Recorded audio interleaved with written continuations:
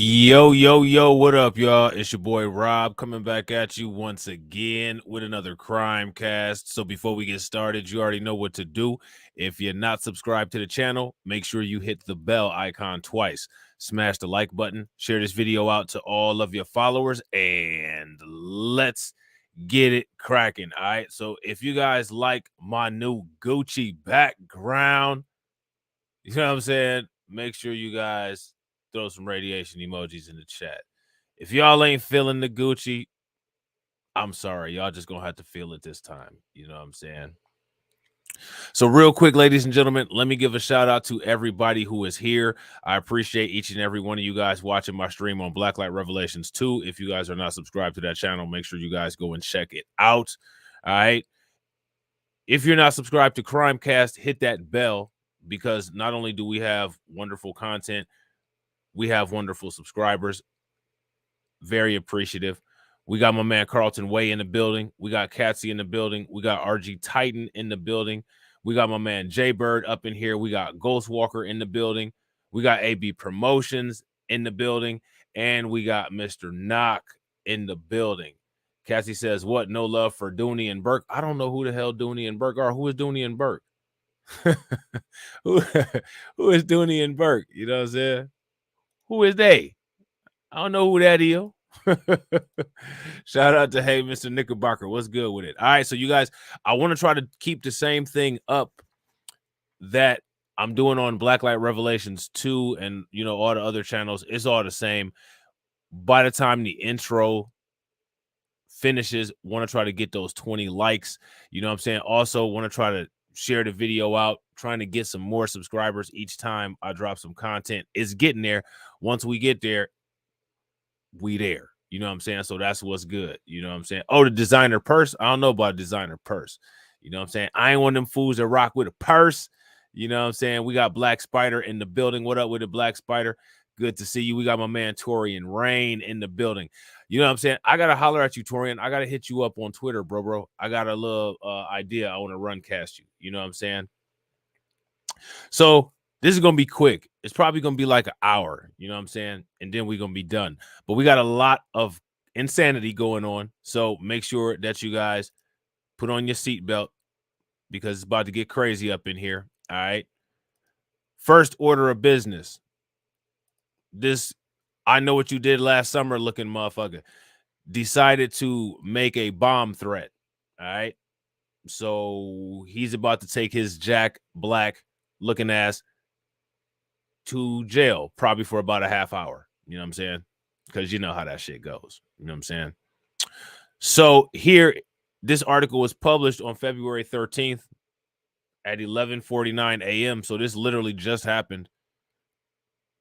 In Oxford, Mississippi, an arrest was made hundreds of miles away after a bomb threat in Oxford.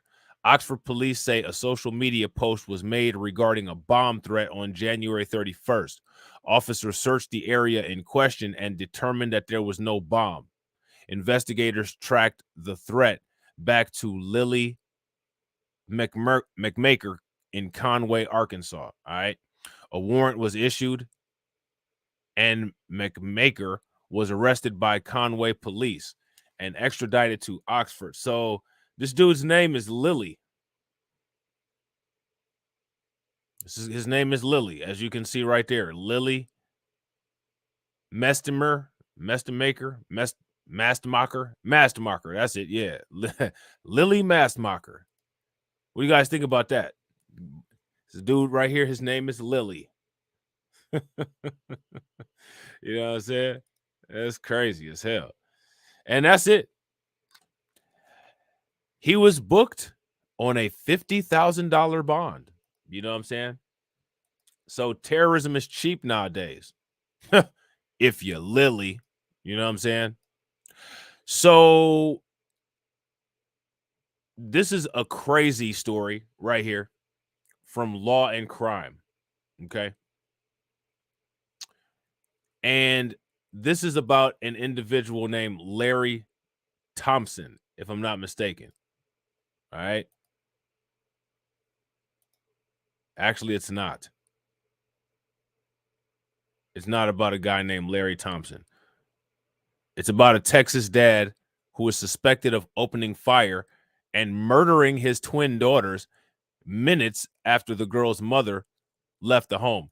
Here's my question, ladies and gentlemen. Why would you do it? Why would you do it? Shout out to Val. What up with it, Val? Good to see you. Why would anybody do this is the question. I don't have that answer, but maybe we'll find out as we read. Okay. An armed Texas father allegedly barricaded himself in his home late last week and took his own life after shooting and killing his twin daughters.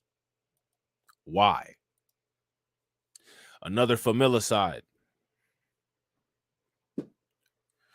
Another familicide. Larry Thompson, oh, it is about a guy named Larry Thompson, was identified as the suspect in the slayings after the girl's mother reported hearing a gunshot shortly after leaving the residence where the shooting occurred. The Navarro County Sheriff's Office confirmed in a press release. Okay, so we need maybe we should look at this press release. Let me see what they got in here. Let's see what it says. It's not. This website's not even working, so that helps. You know what I'm saying? So they got an article on Dallas Fort Worth, so maybe we'll be able to check something out there and get a little bit more information about it. Yeah, it looks like they got some more information over here. So we'll check this out. We'll check this out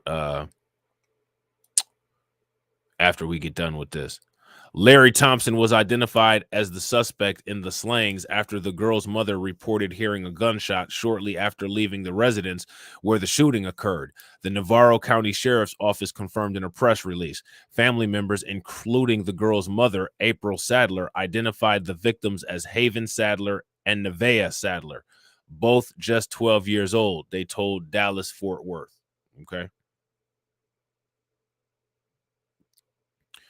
Sheriff Elmer Tanner's office initially put out an alert last Thursday afternoon about a tactical operation involving its SWAT team at a residence in the 1800 block of Northwest County Road 3360, a rural area in Frost, Texas. Man, a rural area. Those suburbs and those rural areas, ladies and gentlemen. What do you guys think about that?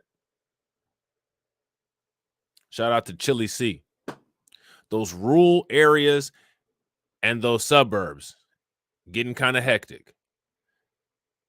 In a later update, the sheriff's office noted that the tactical operation had ended, but the situation was fluid, and Texas Rangers had joined the investigation of the scene. All right.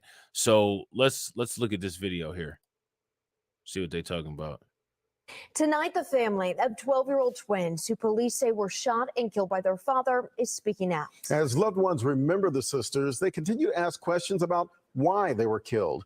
It happened in Navarro County and what officials say was a murder-suicide. Here's Allie Spilliards.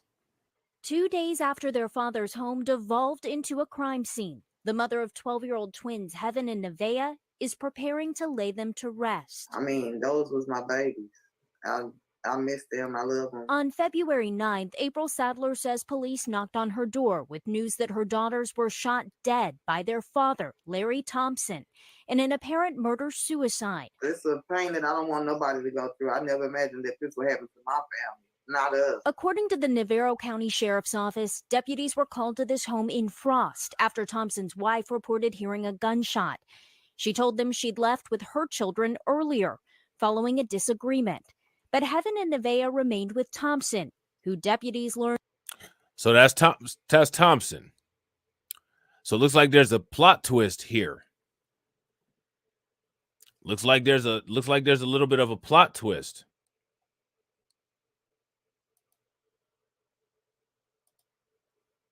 What do you guys think? We're gonna run this all the way back. Tonight, the family of 12-year-old twins who police say were shot and killed by their father is speaking out. As loved ones remember the sisters, they continue to ask questions about why they were killed. It happened in Navarro County and what officials say was a murder-suicide. Here's Allie Spilliards. 2 days after their father's home devolved into a crime scene, the mother of 12-year-old twins, Heaven and Nevaeh, is preparing to lay them to rest. I mean, those was my babies. I miss them. I love them. On February 9th, April Sadler says police knocked on her door with news that her daughters were shot dead by their father, Larry Thompson.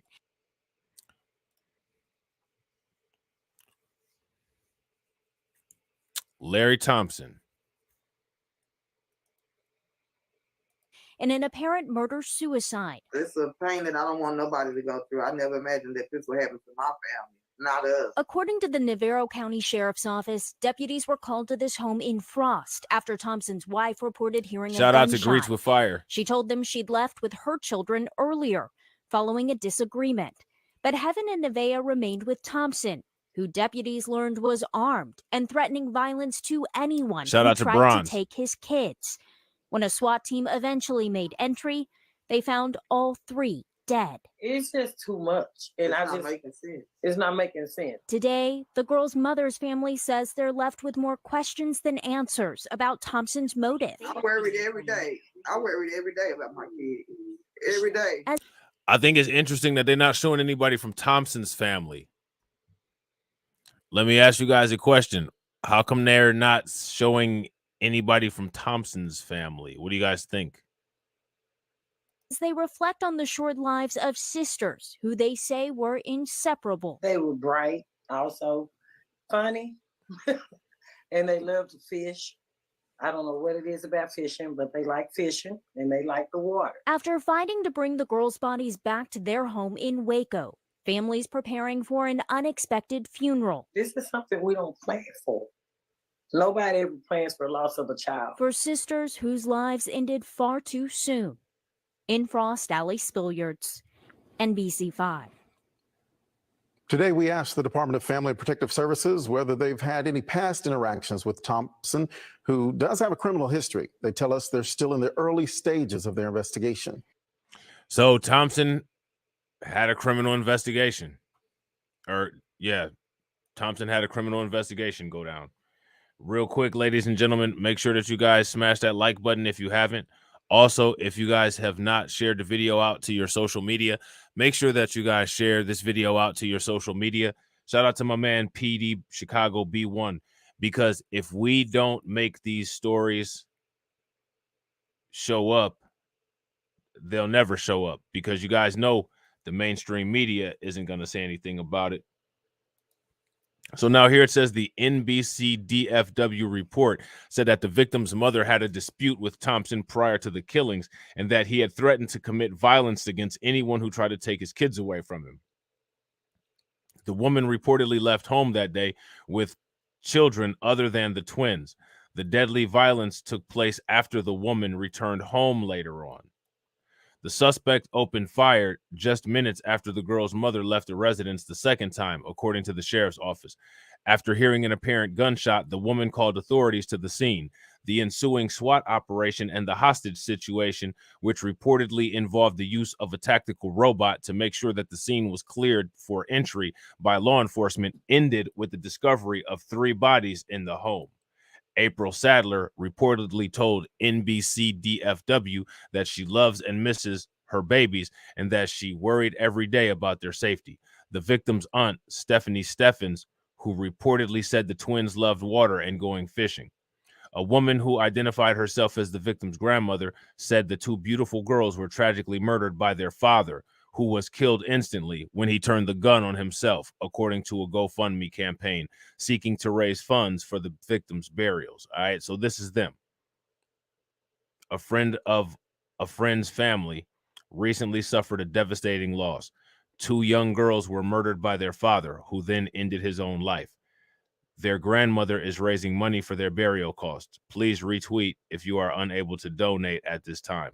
Very sad. You know what I'm saying? Very sad. No parent should ever have to bury their children. You know what I'm saying?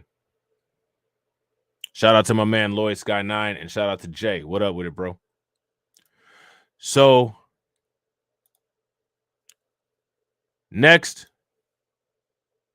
take a wild guess. Take a wild guess, ladies and gentlemen. Massachusetts sixth grader with gentle soul and his mother were allegedly killed by father in murder-suicide. This is an article from February 12th of 2023. Now, if you didn't watch the CRIMECAST channel, you wouldn't know that this happened this often.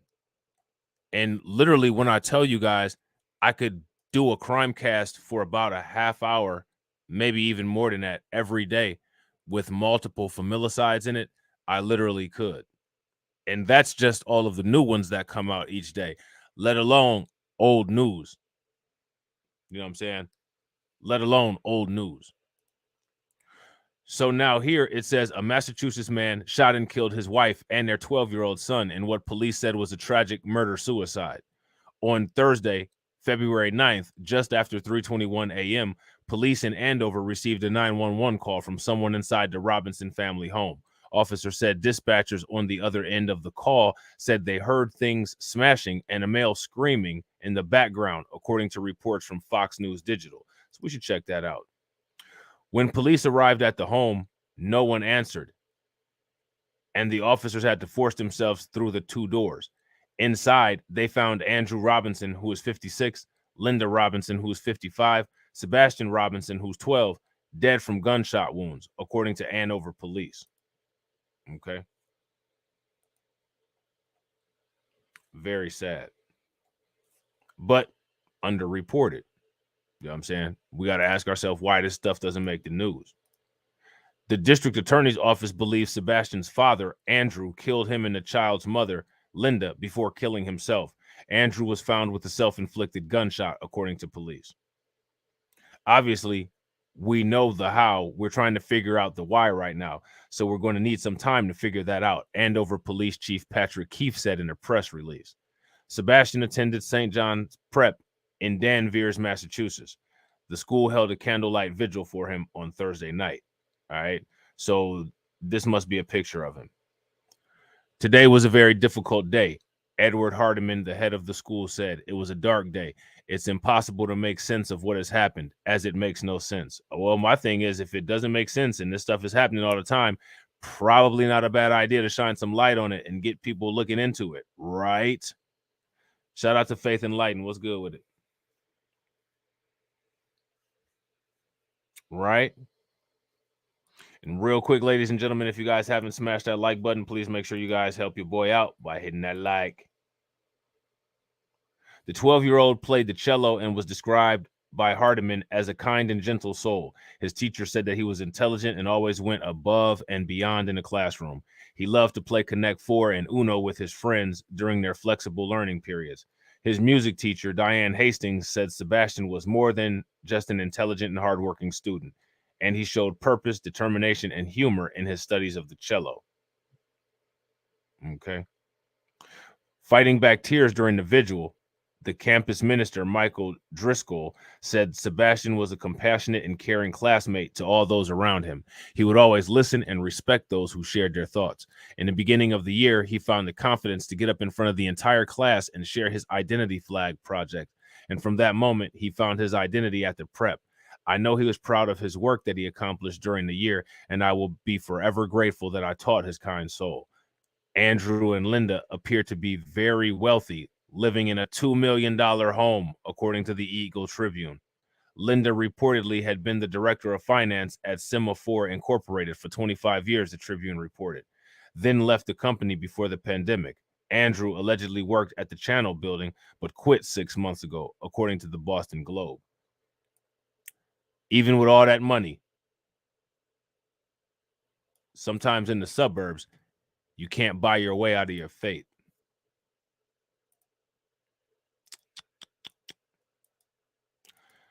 So now this is an interesting situation here. Take a wild guess what happened. Starting to see a pattern. There's a guy here named, I think this is Nicholas Furcus, something like that. But this is what he did. Minnesota man convicted of shooting and killing his wife with a shotgun on eve of eviction. So he evicted her soul from her body, sadly.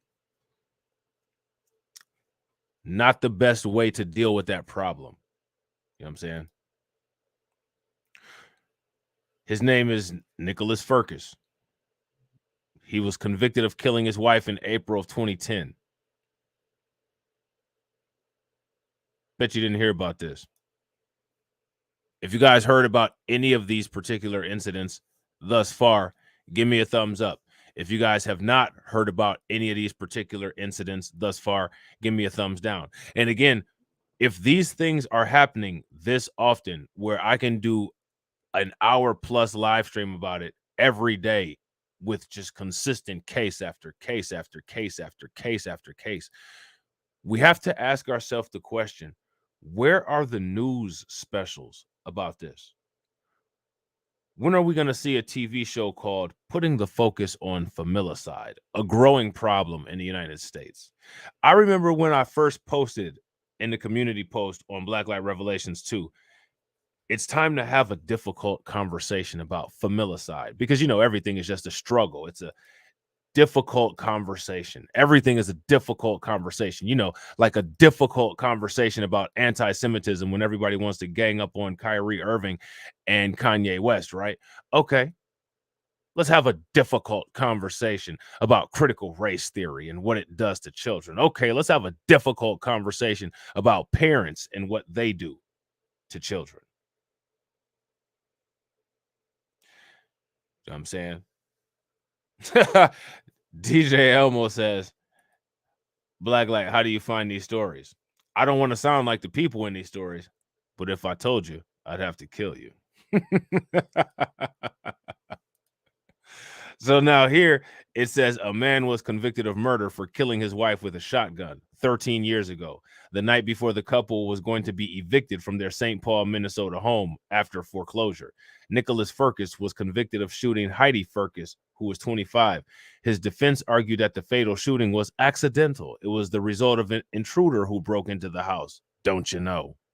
He initially told law enforcement that the intruder struggled with him over the firearm, which he said went off twice, striking Heidi Furcus in the back and himself in the leg. She died at the scene, and Nicholas Furcus recovered from a gunshot wound to his upper left thigh and groin. Following an 11-day trial, Ramsey County jurors rejected the husband's narrative, according to the St. Paul Pioneer Press. Prosecutors argued that the impending loss of the family's home and mounting financial troubles had turned the husband into a man who was desperate, ashamed, and had run out of time. In the news release announcing the indictment, Ramsey County Attorney John J. Choi listed financial troubles and steep debt, including an overdrawn bank account and an REI credit card with an outstanding balance of $17,381.66. Prosecutors also said he had made repeated false assurances to his wife that he was dealing with creditors and taking care of alleged fraud in their bank account. Prosecutor Rachel Cracker said Nicholas Furcus refused to accept that he would be exposed as a fraud, so he did the unthinkable. He took Heidi's life and saved his reputation, the newspaper reporter Cracker said during the trial. And that's not me calling anybody a cracker. That's the reporter's last name. His defense attorney, Robert Richmond, argued that replacing financial ruin with murder doesn't make sense. Do you guys agree with that? I'd have to agree. If you guys agree with that, give me a thumbs up. If you guys disagree, give me a thumbs down. All of this psychobabble, and that's literally what it says, psychobabble, that killing his wife would somehow save his reputation makes no sense. The defendant's lawyer said, according to the newspaper, you don't kill the love of your life to spare yourself from embarrassment. The defense mustered character evidence from mutual friends of the couple. One of the friends reportedly testified that Nicholas Furcus taught him how to act in his marriage. Oh, his wife better beware then. In response, prosecutors secured a testimony from friends who said they had no idea that Heidi and Nicholas Furcus had to move and that they had hung out with the ill-fated couple just 2 days before the murder. In a news release, Nicholas Furcus is alleged to have described the intruder as a 6'1" or 6'2" black man. wearing dark clothes. He initially said the burglar shot his wife.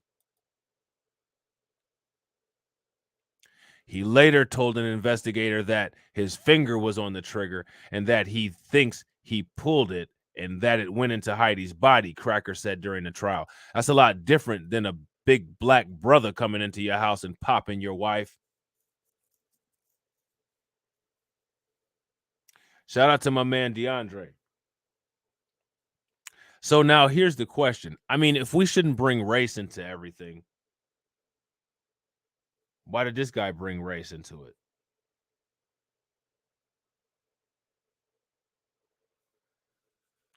Oh, it was a random big black guy you see, and he was wearing all dark clothes you see.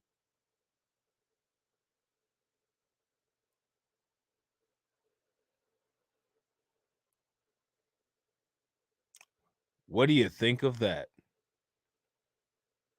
That could possibly be one of the reasons why they want to get rid of critical race theory.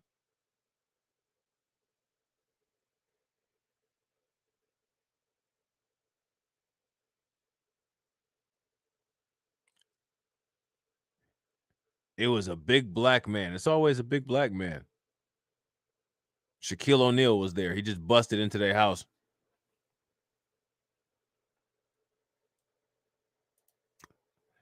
You know what I find fascinating? When you talk about these kind of stories and you stop at these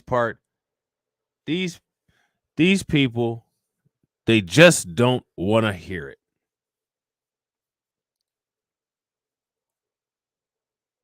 So shout out to Vega. Torian says it's some fantasy of theirs. I'm convinced. Yeah, it's got to be.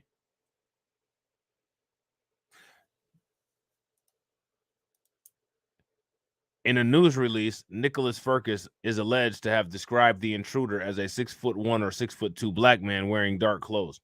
He initially said the burglar shot his wife. He later told an investigator his finger was on the trigger and that he thinks he pulled it and that it went into Heidi's body, Cracker said during the trial. That's very different. You know what I mean? And something that you see in a lot of these cases is when these people do this kind of stuff, that is one thing that they will default to damn near all the time. Well, it was a black guy that did it. It was a black person that did it. Well, with the mainstream media narrative and the fake statistics, it's very easy to push that lie, because what the mainstream media has done for them folks in the United States is that the media has already set up probable cause for any black person to be a suspect of any crime at any time whatsoever. So this is believable, even though it's not believable. If you ask a random PC person would probably die hard believe this, put their head on the railroad tracks and believe it 110%. Even after proving that it's not true, they will still harp on the fact and say that it was just done. And because of the mainstream media and the mainstream media narrative that has been used to automatically convict black people and majority black men before they hit the courtroom,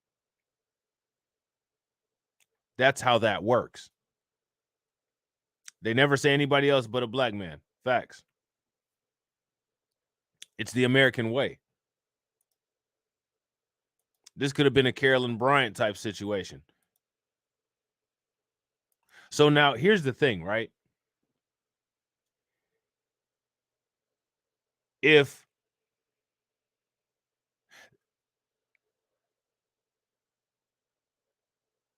What if somebody had got picked up for this? Or what if somebody got picked up for this, had no idea what was going on? Because, I mean, a big black man, literally everybody fits the description of that. Because notice how they didn't describe this black person.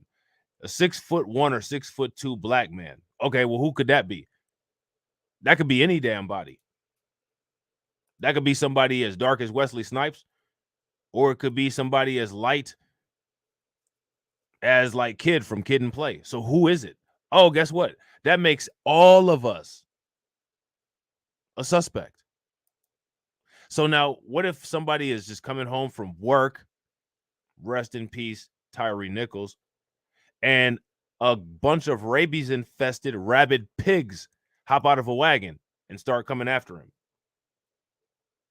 And you have no idea what the hell's going on. Well, you shouldn't have resisted. Well, what about these people shouldn't have lied? You know what I'm saying? But because the public has already convicted every single black person, mainly black men, of crime, the population at large can easily weaponize law enforcement as well as the population at large against any one of us. And then there's the issue of other people like us playing into that as well. You know what I'm saying? So one of the purposes of the mainstream media is to satisfy needs like this. If you've committed a crime and you can't afford a lawyer, if you blame the nearest black person, that'll give you some time. So if you do the crime, blame a black person and you'll save some time. You know what I'm saying? So now here it says the prosecutor reportedly added that there was no fictitious stranger to blame in those moments. It was the stranger she married, Cracker said. His defense attorney said the police have been trying to prove that his client killed his wife for 13 years, remarking on the time it took prosecutors to bring charges against the client. Why did it take so damn long? They were probably looking for, quote unquote, the black guy the entire time.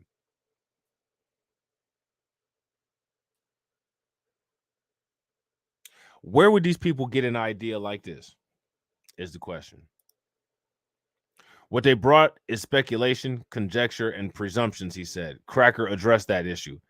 Do not punish Heidi Firkus because justice took so long. Too long, Cracker said. Well, that's not justice. That's WS. You see how WS cannibalizes itself? You sit there and listen to a liar because your media is dishonest and has publicly painted certain individuals as the criminals. And now what ends up happening is a case goes unsolved because you believe lies because of, quote unquote, social credit. White supremacy is a self-cannibalizing system that also creates white victims. But the issue is that it's a mathematical equation. Privilege is greater than justice for everybody. So we'll maintain a code of silence to keep the privilege going. And that's how you get cold cases like that. This wasn't a mystery. There was no black guy there. Nobody got convicted in this crime except for the person that did it.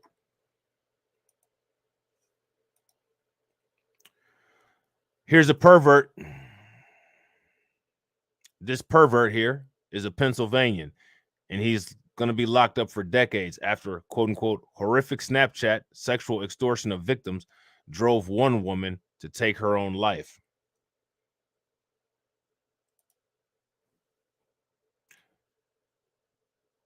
These are the kind of crimes that you see if you're an unfortunate individual trying to survive the suburbs. So now here it says a 27-year-old Pennsylvania man convicted of sexually extorting and harassing more than a dozen females on Snapchat was sentenced to spend decades in prison after his year-long campaign of terror led one woman to take her own life. After 21-year-old Lindsay Marie Picone went missing in September of 2016, her parents in October 2016 tearfully and urgently spoke into a news camera, held up pictures of her, and begged her to return home. The next month, she was found dead of an apparent suicide in Tyler State Park. It would take several years before investigators learned that Picone was one of numerous young females targeted by Ian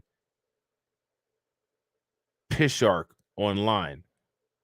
Court records reviewed by Law and Crime showed that Ben Salem Township's Pisharchuk, I think that's Piszczuk pleaded guilty back in March of 2022 to 67 crimes, including CP, enticing a minor to produce CP, unlawful conduct with a minor, corruption of minors, sexual extortion, terroristic threats, harassment, cyber harassment of a child, and stalking.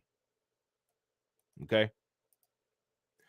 My question is, how did this guy get free if he did all of that?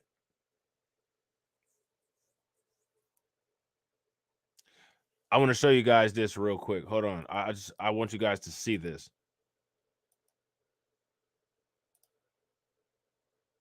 Because this is ridiculous right here.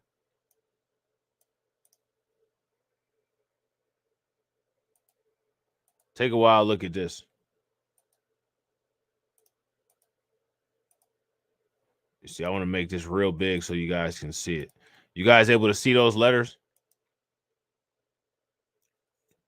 Look at all of these charges. Look at all of these. Photograph, film, depict on computer sex. Photograph, film, depict on computer sex. Unlawful conduct with a minor. Unlawful contact with a minor. CP. CP. Sexual extortion. Look at all of these. Look at all of these. This is his rap sheet. Look at this.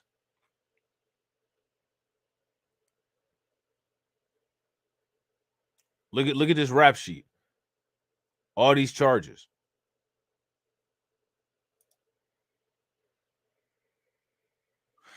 I'm gonna put this in the chat.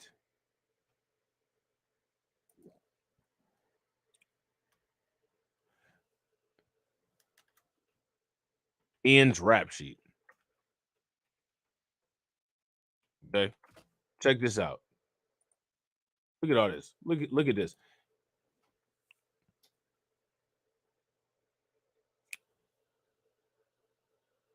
That's ridiculous. So my question is, how is this dude free?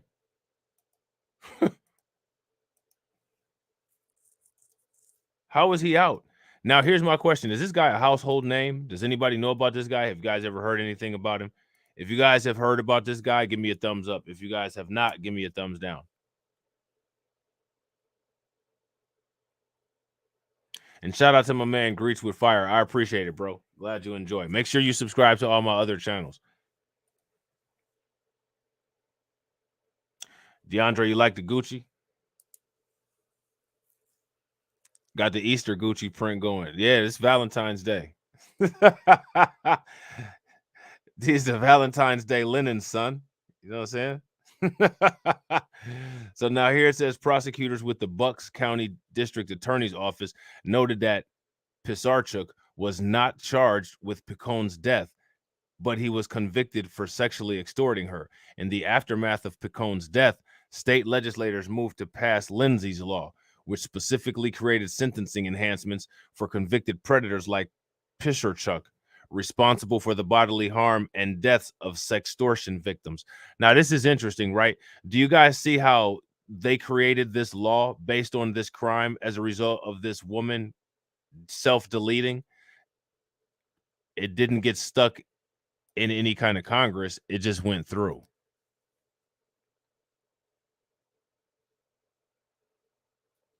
It didn't get stuck in Congress. It just went through. You know what I'm saying? So now here it says on November 1st of 2016, Jeanette and Paul Picone received the news that no parent hopes to hear. Their daughter, who is 21-year-old Lindsay Picone, was found dead from an apparent suicide. It wouldn't be for nearly 5 years from that awful day that the Picones had some understanding as to why their beautiful daughter took her own life, wrote Representative Kathleen Casey Tomlinson, who sponsored the bill. Now, she's a Republican and she wanted to get this done. But I guarantee you she strikes down any kind of bill in relation to a black person getting killed by the police because they just believe that that's what the police are there for. But when it comes to, like Ron DeSantis says, the white kids, got to make sure we protect them at all costs. Got to make sure I'd be all about that if they made sure that we, which would include them, would protect our kids at all costs too. But our kids are throwaways. You know what I'm saying? They put Planned Parenthoods in black areas and put fertility clinics in white areas. But, you know, America's equal, right? So now here it says Lindsay is the victim of sextortion. That is, efforts by one man to demand sexually explicit photos and videos from unsuspecting victims. When this monster didn't get what he wanted, he would bully and threaten the women, some girls as young as 12, with violence by revealing their photographs online or sending the images to their friends and family. Lindsay was bullied and threatened to the point that shortly before taking her own life, she sent her predator sexual photos. This did not have to happen. Notably, listen to this. Look at this. Notably, the ACLU opposed the law, saying that the existing law on the books was sufficient. The ACLU opposed that law.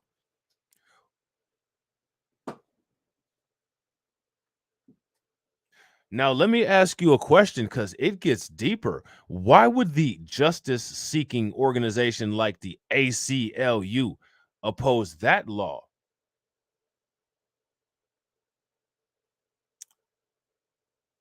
That's just something to think about. I have my ideas.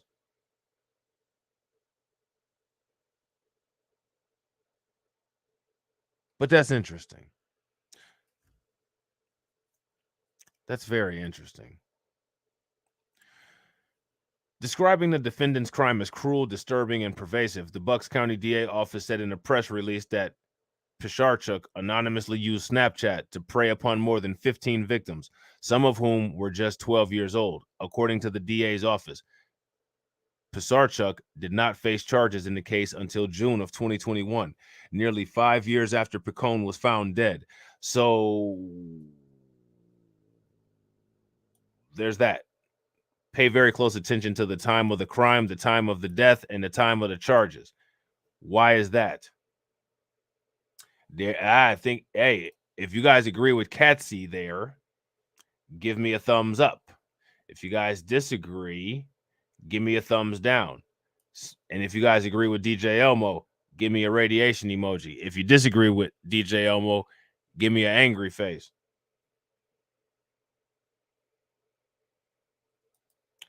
So I think you guys are on the same page as I am when it comes to this. The suspect was linked to crimes against Picone only after investigators forensically examined his phone in connection with crimes against a young girl who said Pisarchuk threatened to post nude images of her online. Per the DA's office, investigators discovered that Pisarchuk made the same kind of threats against Picone before her death.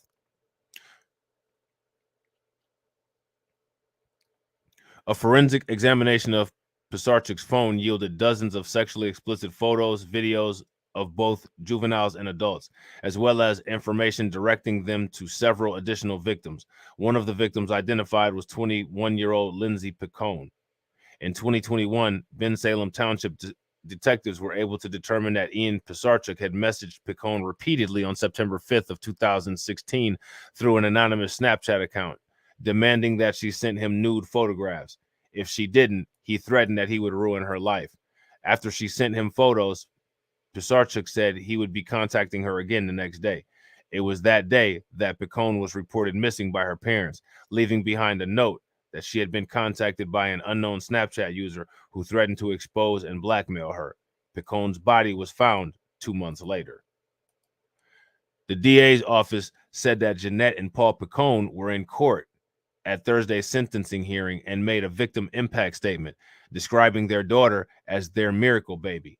Lindsay Picone was born in Philadelphia prematurely on December 5th of 1994. So now, as you can see, it's a task and somewhat difficult for certain individuals to produce a child. However, many of these individuals think that critical race theory is more of a threat to the integrity of their children. I tend to disagree. Lindsay was our world, the mother said, tearfully adding that their world and lives were changed forever. An obituary said that Picone worked as a caregiver at the Magic Cottage School in Levistown before her death. She loved to be outdoors and always put her family and friends first, said the obituary. President Judge Wallace H. Bateman Jr. called Pisarchuk perverted and remarked upon the magnitude of the defendant's crimes when sentencing him 20 to 51 years behind bars. You had done something to them that they may never recover from, Bateman said, only to satisfy your perverted state of mind. Deputy DA Brittany Kern called Pisarchuk's crimes truly horrific, but hoped that the successful prosecution would encourage other victims to come forward. There was a case in Kentucky where a pervert beat an 8-year-old black girl over the head with a shovel until she died, and this was after he raped her.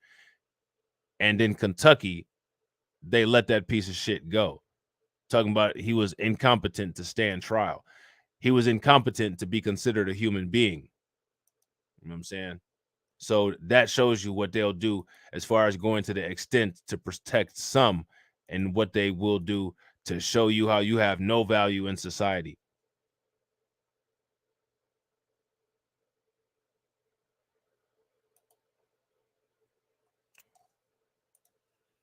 First-degree attempted murder charges on this man right here. And this was after an argument. I thought we were the only ones that did that.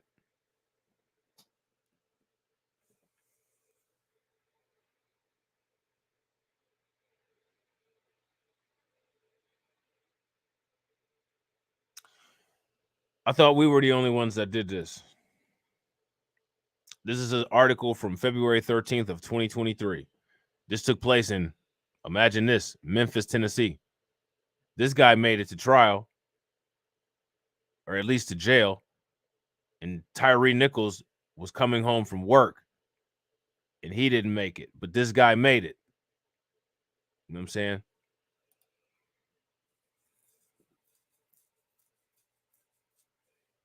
What's that tell you about America? A man who allegedly shot a woman. This dude shot a woman multiple times with a handgun after an argument, has been charged by Memphis police with attempted first-degree murder and employment of a firearm during a dangerous felony. That sounds like a crime that the Scorpion unit should have handled, doesn't it? But they was busy handling Tyree Nichols.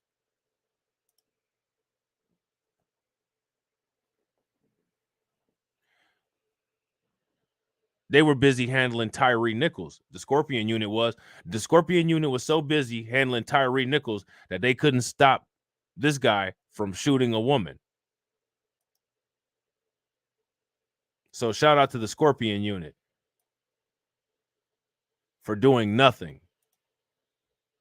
You know what I'm saying? And that's a fact. In today's world, we don't know what a woman is. You know what I'm saying? According to the Supreme Court.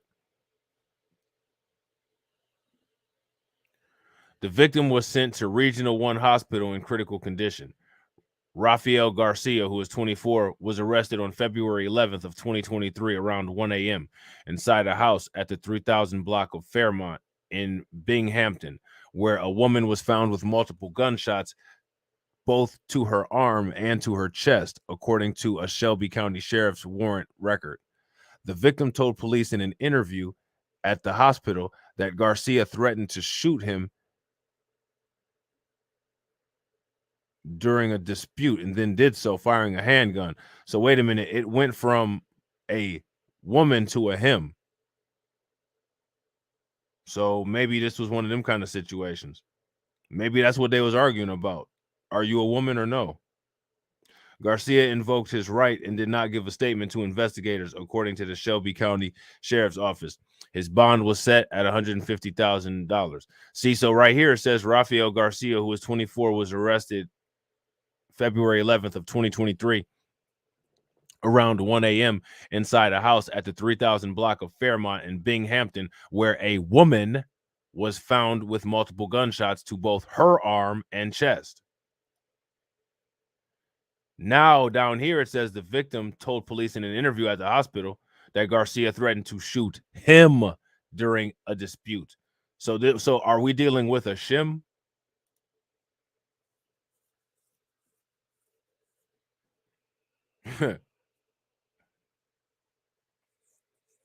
Maybe that's why maybe that's what ended up happening. Maybe this was some kind of shady stuff going on, and maybe somebody lifted a skirt up and whipped some sausage out, and somebody got offended and angry, and an argument ensued. Motherfucker, you said that you were a woman. Well, I feel like I'm a woman. What's that then? I'm a woman. Oh, hell no, pop pop.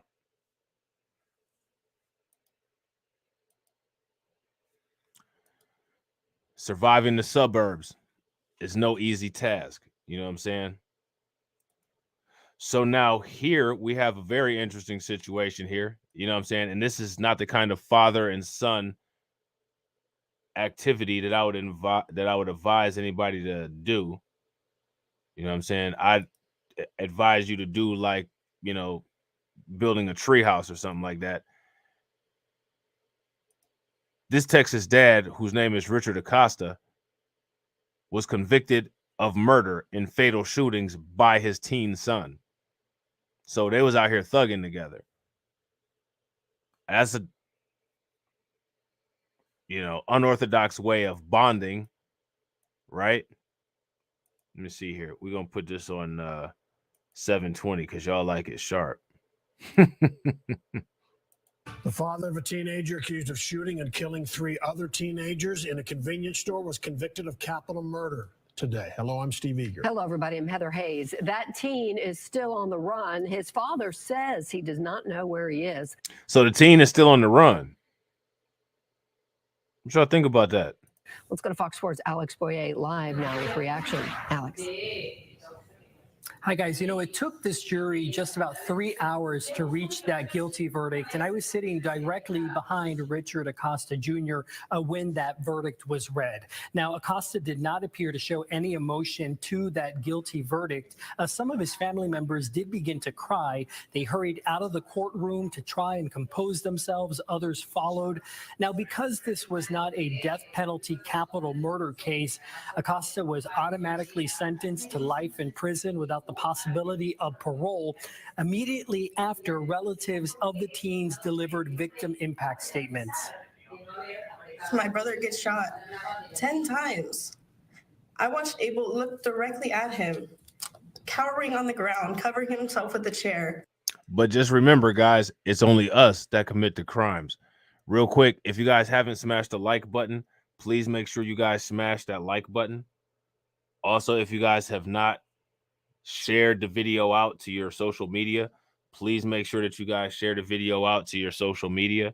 And if you're not subscribed to my backup channels, make sure you take a moment and hit the bell twice on each of the backup channels. All right. And shot him 10 times. Someone that he had no relation to. And I watched this father being ignorant to his son's actions. Not in a million years did he deserve what your son did, along with the actions that you took to aid him.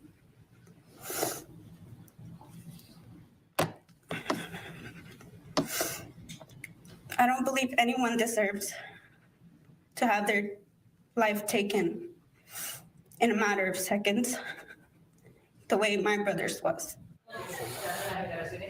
Ivan Noyola's uncle also addressed Acosta. Speaking in Spanish, he told Acosta that his actions that night left a hole in his family's heart.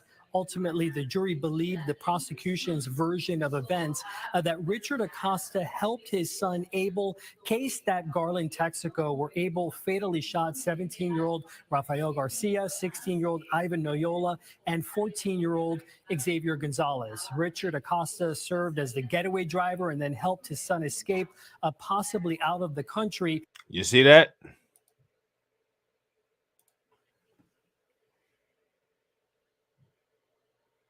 But if you listen to the mainstream media will literally say that it's only us that does this. So what people need to understand is that if the mainstream media isn't blasting you or the group of people that you're a part of as the only people that commit crimes, you are enjoying a privilege. And that right there is one of the reasons why a lot of people are not able to relate to the things that we say, which is fine. Because the way that you make people relate is you create a channel like this and you get it huge. You get it so huge that nobody can ignore it. And then you just run stuff like this all day long. And then when everybody feels what it feels like to be the subject of Fox News, then maybe people will start looking at themselves and their actions a little bit different. Maybe they'll start looking at themselves and their actions the same way that they want to try to perceive us. Let's look at this. Year-old Xavier Gonzalez. Richard Acosta served as the getaway driver and then helped his son escape, possibly out of the country. Acosta still claims he has no idea where his son is. Here's what attorneys on both sides had to say. As I told the jury in the beginning, I believe that video speaks for itself, and that video they didn't need me to tell them what we all saw in that video. And I think,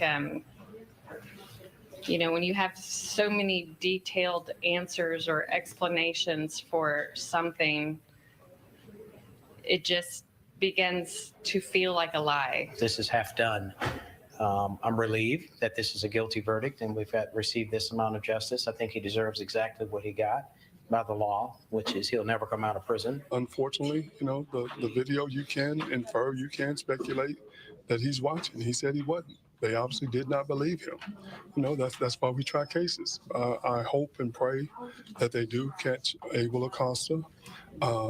Maybe he will tell them what really happened that day. And the Garland police chief was also here. He agrees with family members of the victims as well as the district attorney that this was half justice. He told us that this case remains open. Ultimately, they want to catch and prosecute Abel. The defense intends to file an appeal. So now here it says a Texas man has been convicted of capital murder in the fatal shooting of 3 teenagers by the man's then 14-year-old son. Richard Acosta, who is 34, was convicted Friday by a jury in Dallas of capital murder for the 2021 shooting death of Xavier Gonzalez, Ivan Nayola, and Rafael Garcia.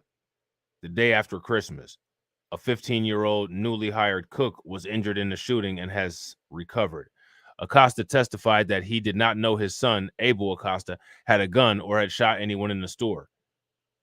That the teenager got into his vehicle and told his father to drive away because someone was shooting.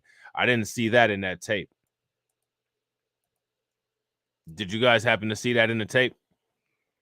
If you guys saw that in the tape, give me a thumbs up. If you guys didn't see that in the tape, give me a thumbs down. And remember, this was a father and son thing. But remember, we're the worst fathers. You know what I'm saying? So now here it says Abel Acosta disappeared shortly after the shooting, and authorities say he remains at large and is considered armed and dangerous. I mean, that kid was shooting like a pro. You know what I'm saying? He should have been in a damn movie. Shit. You know what I'm saying? Prosecutors argued that Richard Acosta sought to dispose of evidence and tried to move his family from Garland. All right, so this is him. This is the father right here.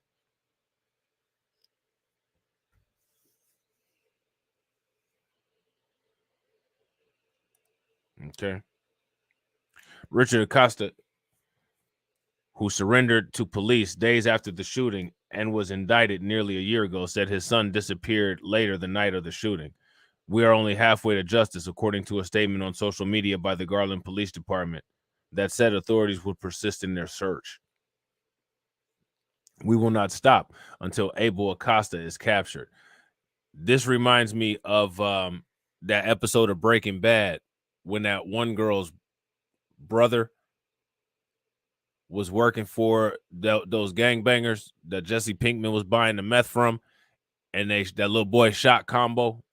Anybody in here watch Breaking Bad? He reminded me of that little boy that shot Combo. Yeah, I think they are. I think everybody involved in this was Mexican. Look, he got the gun right there. He got the pistol right there. Make sure you got that mask up so you don't catch COVID while you run around thugging,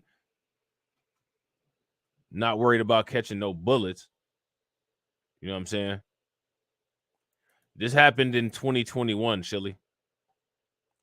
Richard Acosta testified that he does not know where his son is. Acosta faces life without parole because prosecutors did not seek the death penalty, was convicted under a Texas law that allows accomplices to be charged even if they did not commit the actual crime. So that's how that went. So this is the most shocking, okay? This is the most shocking because sometimes you'll hear about a story and it's not always, it's not always the way that the pattern goes. This was a strange story that took place in Arkansas, if I'm not mistaken. Pretty sure this was Arkansas. Yeah, St. Francis, Arkansas. And it was a familicide.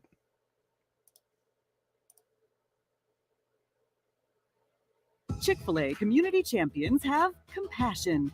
Speaking of Chick-fil-A, like I said, if you guys ain't subscribed to Blacklight Revelations news, reviews, and reactions, make sure that you guys subscribe because we'll be talking about that cauliflower chicken sandwich on Friday.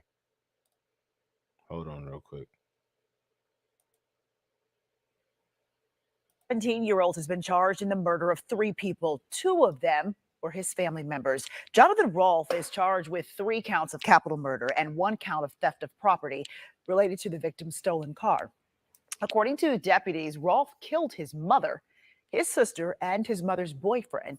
On November 28, 2022, deputies conducted a welfare check on Gore Street just before 2 a.m. All 3 victims were found inside with gunshot wounds. Broken to know that someone could take his mother and his younger sister. And I understand that Terrence was a stranger to him. However, to know that he could kill his mother and his sibling in cold blood in such a way is really hard to wrap my mind and understand that. Rolfe will be charged as an adult in this case. He's being held without bond. So there's that.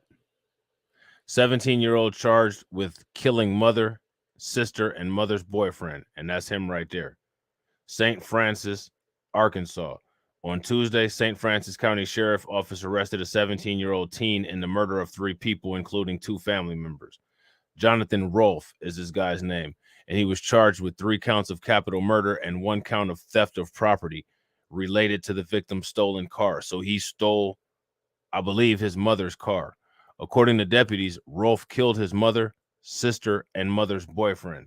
On November 28th of 2022, deputies conducted a welfare check on Gore Street in Crows Creek at 1:41 a.m.